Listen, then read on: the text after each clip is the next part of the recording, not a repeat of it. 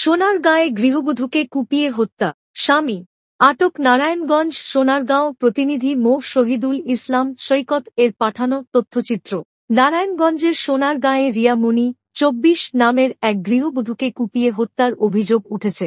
এ ঘটনায় জিজ্ঞাসাবাদের জন্য নিহত রিয়া মনির স্বামী আদিল হোসেনকে আটক করেছে পুলিশ।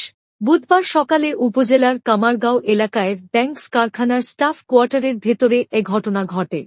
নিহত রিয়া মনি জামালপুর সদর উপজেলার চুনুটিয়া গ্রামের হালিম মণ্ডলের মেয়ে এবং তার স্বামী আদিল হোসেন একই এলাকার বাদশা মিয়ার ছেলে। সে ওই কারখানার বাবুর্চি হিসেবে কর্মরত ছিলেন। পুলিশ ও কারখানার শ্রমিকরা জানান, রিয়া মনির সঙ্গে আদিল হোসেনের 9 মাস আগে বিয়ে হয়। তার আগে একটি বিয়ে করেছিল তার স্বামী।